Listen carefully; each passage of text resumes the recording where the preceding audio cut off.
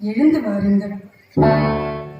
இங்கு ஏதோ விரும்பத்தகாத விஷயங்கள் நடக்கப் போவதாக செய்திகள் வருகின்றன. தாங்கள் என்னவென்றால் ஆனந்த சயனம் கொண்டு அசையாமல் கண்மூடி கிடக்கிறீர்கள்.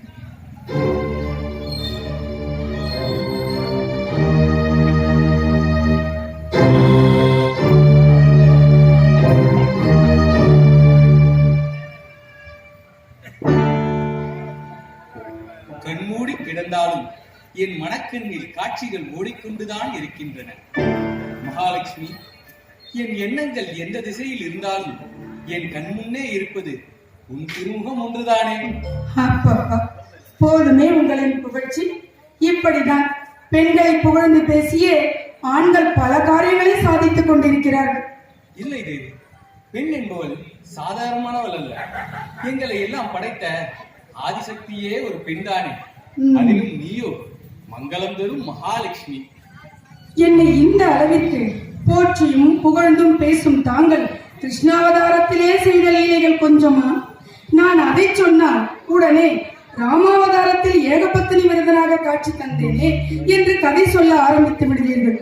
என்னதான் நீங்கள் எனக்கு சமாதானம் கூறினாலும் ஆண்டாள் விஷயத்தில் சற்று அதிகமாகவே அக்கறை எடுத்துக்கொண்டு அரவணைத்துக் கொண்டதை நான் இன்னும் மறந்து விடவில்லை. புரிந்ததா?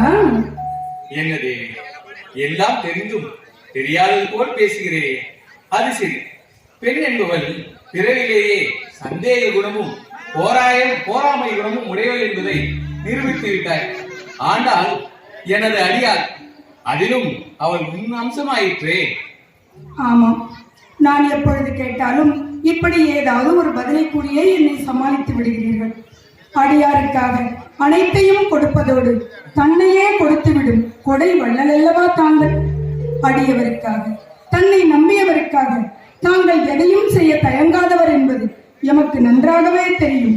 பாரத போரிலே பார்த்திபன் என்ற அர்ஜுனனுக்கு தேரோட்டியாக கூட செயல்பட்டு பார்த்த சாரதி என்னும் திருநாமத்தை பெற்றவர் அல்லவா தாங்கள். பார்த்தனுக்கு தேரோட்டியதோடு மட்டுமா எனது பணி முடிந்துவிட்டது?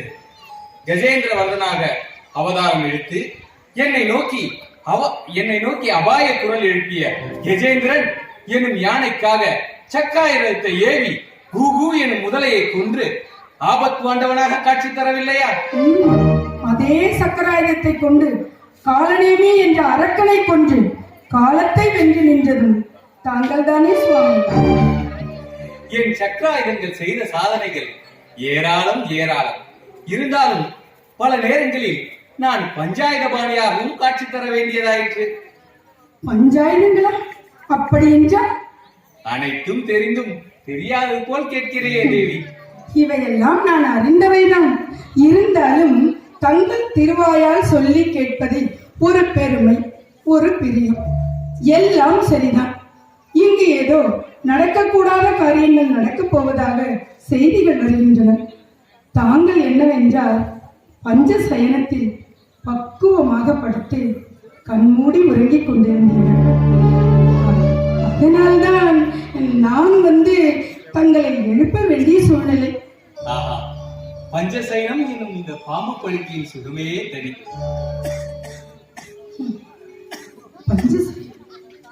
இவையெல்லாம் எமக்கும் தெரியும். பூலோகத்தில் மக்கள் உங்களை அலங்கார பிரியர், சுகவாசி என்றெல்லாம் அழைப்பது உண்மைதான் போலும். சரி, நான் வேறு வந்த விஷயத்தை விட்டுவிட்டு வேறு ஏதேதோ சொல்லிக் கொண்டிருக்கிறேன். நேராக அந்த விஷயத்திற்கே வந்து விடுகிறேன். சுவாமி, தங்களின் தங்கை பார்வதி ஈசனுக்கு மனைவியான பின்பு அங்கு என்ன நடக்கிறது என்பதை எப்பொழுதாவது சிந்தித்ததுண்டா? ஈசனை மணந்த பின் பார்வதிக்கு துன்பம் என்ன நடப்போகிறது? பிரச்சனை உருவாகிவிட்டது. தாட்சாயின் தந்தை தட்சன் உருவிலே பிரச்சனை உருவாகிவிட்டது. என்ன? தட்சன் மூலமாக பிரச்சனையா? ஆம் சுவாமி, ஈசனுக்கே மாமனாராகிவிட்டோம் என்ற இருமாப்பில் ஈசனையும் அழைக்காமல் மதிக்காமல் ஒரு மாபெரும் யாகத்தை நடத்த தட்சன் ஆயத்தமாகிக் கொண்டிருக்கிறார். என்ன? தட்சன் ஈசனை அழைக்காமல் யாகம் நடத்தப் போகின்றார்? ஆம் சுவாமி, அதுதான் எனக்கும் சற்று அச்சமாக இருக்கிறது.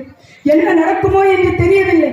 தாங்கள் உடனே சென்று தட்சனின் தவறை சுட்டிக்காட்டி அவன் யாகம் நடத்துவதை தடுத்து நிறுத்துவதோடு மட்டுமல்லாமல் அவனது ஆணவத்தையும் அழிக்க வேண்டும்.